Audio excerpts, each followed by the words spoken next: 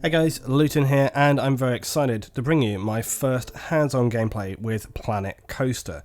Now, this was an event which was hosted very recently by Frontier, and we got to go down and play some gameplay, talk to the devs, and generally had a really awesome day looking at the game and talking about it, thinking about it, working through all of that stuff. And I got to ask a load of questions that I asked you guys to put forward. Now, this was actually done as a live gameplay, where I was actually talking to one of the devs and we were playing through and discussing. Unfortunately, because the room we were in just had a lot of people going around, the audio quality just really wasn't there, so I've decided to talk over this instead and give you that kind of breakdown, but I'm hoping to have another interview with one of the devs coming up very soon. So Alpha Access actually comes out tomorrow, so if you've purchased that, you'll be able to get in and have a look, and that access is going to be going through multiple stages up until the full release, but hopefully the release is going to be coming very, very soon indeed. But yeah, we're going to go through this, and I'm going to talk about the game and my experience with it, and you know, the kind of questions that you guys asked we'll answer as we go through. So one of the best things that I've seen so far with this game is just how straightforward and intuitive the controls are for the game, the pathing is for the game. So they've really worked hard to ensure that the controls that you're using in terms of like WASD, you know, right here you can see that I can actually place down the ride and then rotate that ride on its axis. So instead of working on a grid system, everything is now just kind of open and more organic in the way that you place items. So there's no kind of gridding, as you can see. As I move this object around here, I can just place it wherever I want to. Once I placed it down, I can rotate it a little, and you know, this object here is in a circle shape, but with other things like some of the other different thrill rides and maybe even some of the preset coaster designs, you're going to have a lot more freedom in terms of just how you tweak and control those. Now obviously once you put your ride down, we're going to need to do the standard placing entrance and exit, but this you'll see is where, you look at this snapping here, this is where we really get some of the great new features coming in. And also notice the path widths here, notice how the path width coming out of the ride extends into it, so it just adapts. Now something that's been made mention of a lot is obviously the pathing and how they've adjusted the pathing with the patrons for the park. So the patrons for the park will now essentially bump into one another. They won't sort of intersect and just bleed through each other. And that's why you need to have this path width going on. And adjusting the path width is very, very easy indeed. In fact, all of the aspects of pathing and ride control, all those elements, all the details there are very easy to control. And you can see right here, I'm just adjusting some of those settings in terms of the length of paths. So each time you place a section of path, you can adjust that length. So if you want to cover a whole area very quickly with a path, you can adjust that length so it just bangs down really quick. As you can see, you can still bend and curve the paths so that you can have the sort of staggered system, and then once you've got that queuing into the position you need, you're going to place down your actual ride entrance, the ticket booth here, so that people are going to be coming in. And as you can see, what I'm trying to do is get it to snap onto that main path, and it can take a little bit of tweaking. It doesn't always come immediately. You've got to find that sweet spot where it's actually going to be able to connect in a sort of sensible way. But at the same time, I think very much like City Skylines, the way in which the pathing happens in this game is going to create many sort of semi-OCD moments like I have with my Skylines gameplay. So let's talk about the kind of look and feel of the game. People were really astonished when we started seeing gameplay that it was very similar in quality to actually the pre-rendered trailers and stuff that we'd seen. Everyone saw this and got really excited about it when it first came out, but we were all just like, it's pre-rendered, so you know, it's gonna look really good, but the game's not gonna look that good. And then the game did look that good, and it does, and that's what's really exciting about it. And this isn't even like the final level of graphics. You've got to remember this is alpha stuff, and it'll go through multiple passes. Each time they kind of complete a stage, they'll go through, they'll pass off everything, and you know, they'll just refine that back. So if you see any sharp edges or the little bits and pieces on characters or objects and things, you've got to remember that'll be refined back as they go along. So as we say, previous games were on a grid, but now that is not there, you're going to have more customization options. You can set those paths up however you want to, and you know, the way in which paths connect is very, very intuitive. It makes it easier for you to design your parks to really get a kind of fluid, organic feel going on, and just be more creative with your park, which is really exciting, and especially for me when I like to build in an organic way. The camera control is really awesome as well, the kind of free cam style they have happening here. And as I say, unlike Skylands, you can actually get down right on the ground and pan up. They're going to be working as well on a UI control, so obviously you can remove the UI, going to get some really good screenshots and just be able to enjoy looking around your park and be able to get right down on the level with the people in the park. But also they want people to get in there. They want people to get in to that level so that you can see and enjoy the detail that's there. And also they've worked really hard on the animations for the characters, the look and feel of the characters. And so, you know, they want to be able to have people get down to that level so you can see and appreciate the effort that's gone in there. Something as well with the rides, all the rides are going to have those coaster cams so you can see from a first person perspective what it's like. You can get in on the roller coasters. Some of those ride cams are going to have cinematic option as well, so you can see the camera kind of cinematically watching the roller coasters move around. And as always, you can see that first person view, so if you want to build a really awesome roller coaster and then try it out for yourself and see it from a first person view, you can do that too. And different rides are going to appeal to different people. So just like in real life, kids aren't going to be able to go on those really extreme rides like the huge roller coasters. They're going to want to look for the kind of more family orientated rides and go onto those. Now, the actual patrons themselves come in different group sizes. So you might have like a single person, you might have a group of 3, a family, bunch of people, and you'll see this as you look around. You see there's different quantities of people moving around together. Families as a whole are going to move around together as a single unit, so they will stay together just like you would if you went to a park, but they are looking at maybe having a holding option, like a holding area, so that say for example the kids are going to go on a children's ride, the parents maybe won't go on that, they'll stand in the holding area until the kids come off and then regroup and then go on and do other things. Similarly, if dad or mum wants to go on a big roller coaster, then maybe just one of the parents will go, or a couple of the parents, you know, that's not in the game yet, but it's something they're looking at, so that would be a really cool feature. I hope that that's something they put in. Now you can see right here that one of the first things that I'm building is a toilet block, and these kind of general structures have really good modular building. They can be stacked up, so you can see I was maybe placing 2 on top of one another, and the paths can serve those multiple levels, so you could actually have 2, 3 stacked up, different paths serving them. So if you had a very high traffic intense area like the entrance to your park, you might need multiple services like that available, but rather than placing them down side by side and taking up a lot of space, you could create some kind of structure to have those on there. Now here we can see the guys all queuing up and waiting for the ride, and you can just really see and appreciate the level of detail in the characters. They really, really look great. And as I say, you know, this is going to be refined back, smooth, passed over, so that they'll look really nice and refined, right? But they look great right now. They're also going to look at sort of changing some of the skin models and stuff like that, so you can have like guys with different t-shirts, coats, jackets, whatever. So they all look a little bit more individual and things. But I don't know the level of how much that's going to happen. But I think that's something that they do want to include.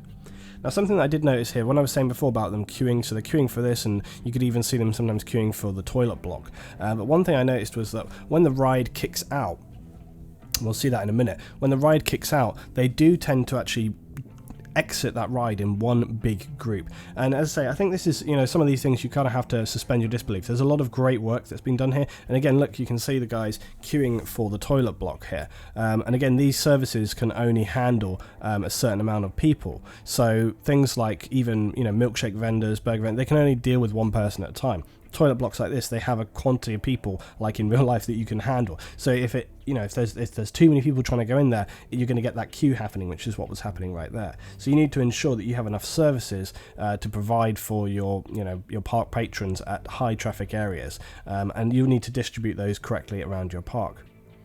Now also we can dress up and we can, you know, decorate the objects in the game, the sort of the modular building aspect, and there's a load of different options here. You can have different value vendors as well, so you have the kind of premium stuff or the more low value stuff. So the low value items, the low value drink stands, they're going to be able to give you sort of some cheaper drinks. You'll make some, but they won't be so expensive to place down. The more higher end stuff, it'll be more expensive to put down, but you get more money back from it. And I expect they don't have this in there right now because we're not having the economy with this first stage.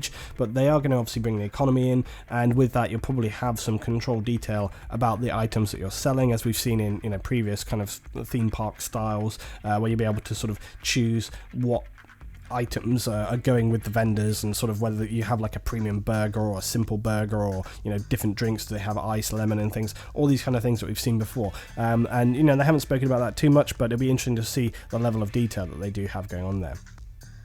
The organic pathing system that we've seen already as well, how free you can place stuff down there, it's going to allow for some kind of OCD style gameplay action like we've seen in my Skylines gameplay, because you can just build however you want to. It's not on a grid, so that is going to provide some really interesting stuff. And you can see here that I'm just building some frontage around the shop, and it's all done on this grid system. So you can see that when you place down the initial shop vending site, then you get the grid system pop up around it, and this means that you can place stuff quickly around that. The modular scenery, it's all on this grid, but individual direct decorations, those are free to place, and so they can intersect those shops.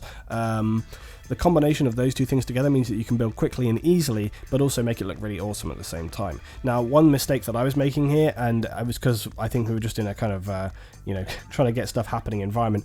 You can see I was trying to place this object next to the other shop, but I was still on the shop to the right grid. So I have to click onto this building on the left, and you can see then it gets its own grid section pop up, and now I can correctly place items around the shop itself to make this happen. But again, maybe, the gap between these two shops, maybe I want to place some objects there. I could place some barrels or rocks or something in there to sort of, make it feel more characterful and fit within situ. And, the themes that they have right now, there's going to be more themes coming. So right now we've just got the kind of classic coaster theme, and then we've got this more sort of the stonework, piratey style. But there's other themes that they're thinking to have, things like Western and fairy tale, and no doubt we'll have some other things like maybe scary things or sci-fi, other things that we've seen with kind of coaster stuff in the past, but whether or not that'll be open to the community to create and things, not sure about that level yet. And the game is currently quite CPU based apparently. People wanted to know about the kind of performance, what kind of system are they going to require to actually be able to play the game. Again, if you have something like Skylines, you're probably going to be able to play this absolutely fine. As I say, the game is apparently quite CPU based right now, but they're trying to focus it more to making it GPU based. So that's again something that will be in the works, and hopefully they'll be able to sort of bring that around so that people can get the best performance out of the game. But honestly, as I say, if you have a fairly standardized system, I would imagine this is going to work just fine for you. Park size is something people asked about a lot, obviously, and I think very much like other titles, once you've created that initial area of the park, and the first space you have is pretty big, you can build quite a lot. But again, a theme park is not like City Skylines in terms of a whole region. You're not going to be building for like 50 miles of park, right? So you're going to have a sort of more limited scope, I would imagine, but we haven't seen anything about this yet, so that's just my own speculation. But they did say that they do want to include park expansion in terms of having extra grid areas to buy around your park, so that probably will be a feature that you'll be able to have there.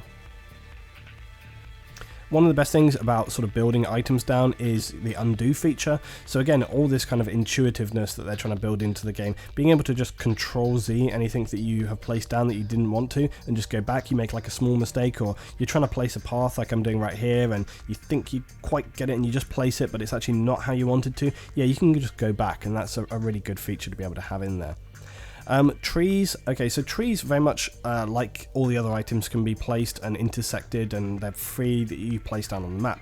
But one thing that's kind of annoying is that currently you have to place trees individually, so you're placing one tree, one tree, one tree. Now again, very much like other titles like Skylines, you may want to place a bulk load of trees down. Maybe you want to create a forest area, maybe you just want to sort of tidy up the edges of your park or something like this. Placing down individual trees takes a long time, and also removing them in that way takes a long time. So a tree brush, I mentioned this and I said, is there any possibility of having a tree brush into the game? And they said, yeah, this is something that they are, again, it's on the radar. It's probably not going to be coming in this section, the alpha, but down the line they're hoping to have that in there, and I think it makes total sense to have that. It'll be a really, really good feature for you to be able to place objects, and I would imagine that if they do this, it's not just going to be tree brush, it'll probably be rock brushes or other items. Maybe you can even have like a randomized brush, so you just kind of have like nature scenery and you just set randomize and you can just brush down and it kind of lays in items if you just want to kind of very quickly fill in an area there. So I think that's going to be interesting.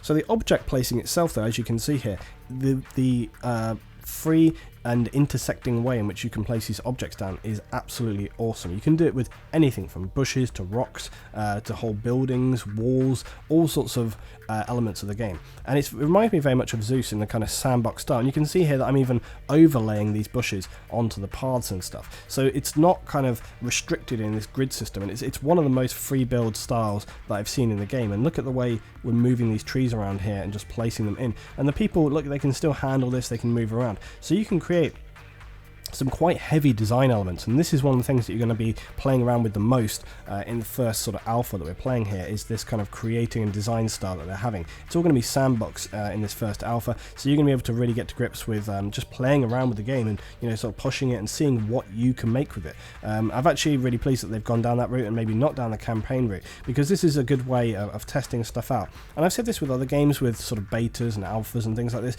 Sometimes with alphas and betas they can be quite restrictive, or maybe they sort of, you know, make you level up to it. I've never really understand the purpose of having betas and stuff where you level up, because the whole point of those is to be able to test stuff, and unless they are literally trying to test the leveling up mechanic or the progression mechanic, there's no reason to do that other than that they're trying to restrict people from actually getting into that content, and that's what they're maybe trying to do. But if you want people to really test your product and give you the best feedback on it, it makes sense to put all of the stuff that you have in there so that they can really test it to the full extent, and then you can minimize bugs and other elements on release, or maybe even find some things or features that you maybe hadn't thought of or became apparently more important as you went along, and you didn't see that feature before.